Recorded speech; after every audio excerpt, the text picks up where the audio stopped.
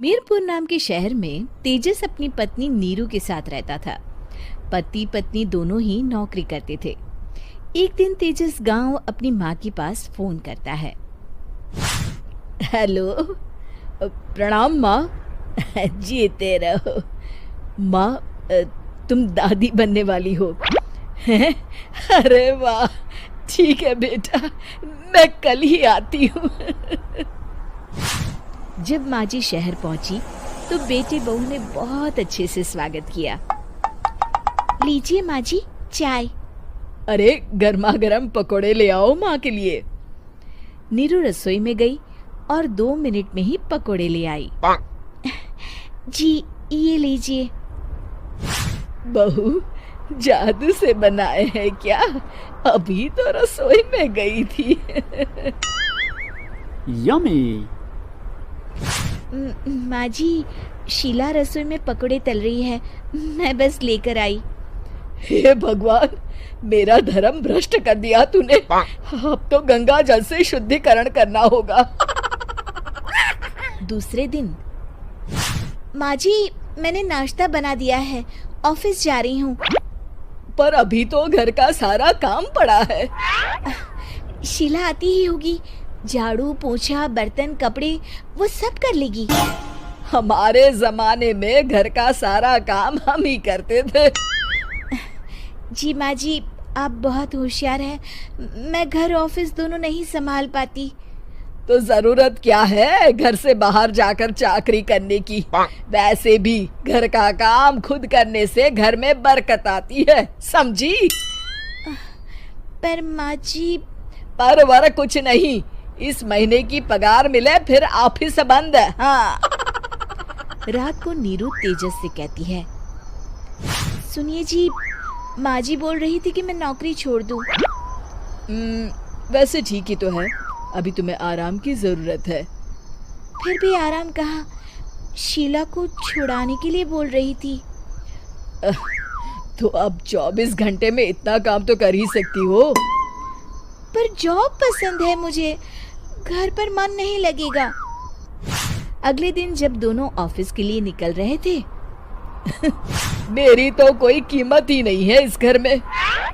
माँ जी, आजकल महंगाई बहुत है, रहन सहन भी बदल गया है, दोनों नौकरी करते हैं तभी ठीक रहता है।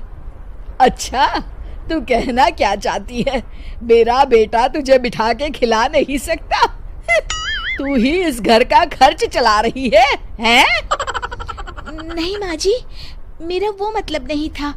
मतलब खूब समझती हूँ, ये बाल धूप में सफेद नहीं किए मैंने। हाँ।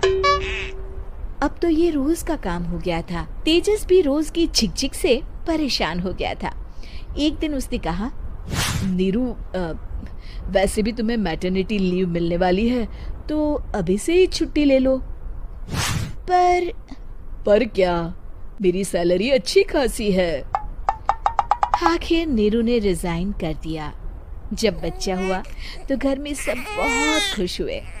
कुछ दिनों बाद तेजस फाइल देख रहा था।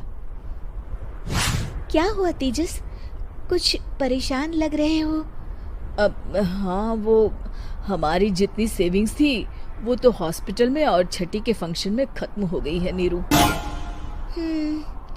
और अभी वैसे मंदी चल रही है तो मैं बोल रही थी कल मुन्ना को हेपेटाइटिस का टीका लगवाना है। नीरू, क्या पोस्टपोन नहीं कर सकते? नहीं जी, बिल्कुल नहीं। अब तेजस को समझ में आ रहा था कि उससे गलती हुई है।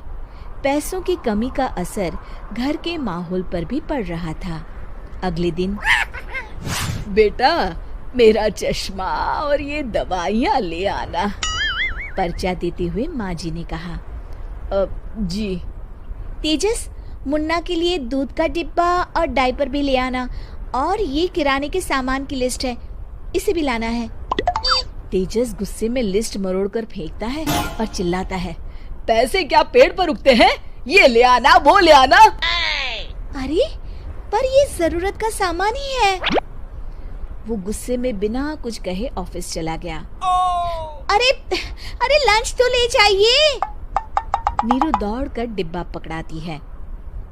एक दिन खाना खाने के बाद, नीरू,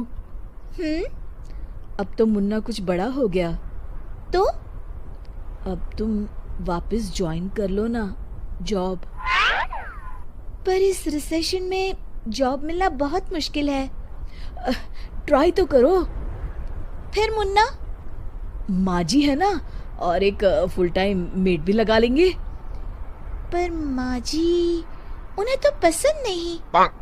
तभी माँ जी वहाँ आ जाती है और प्यार से नीरू के सर पर हाथ फेरते हुए बोलती है, अब मेरी समझ में आ गया बहू, पहले के और अब के समय में अंतर है। तुम काम शुरू करो, मुन्ना की जिम्मेदारी मेरी। मेरी प्यारी माँ जी। ये कहकर नीरू उनके गले लग गई। शिक्षा, परिवर्तन संसार का नियम है, हमें भी समय के साथ चलना चाहिए।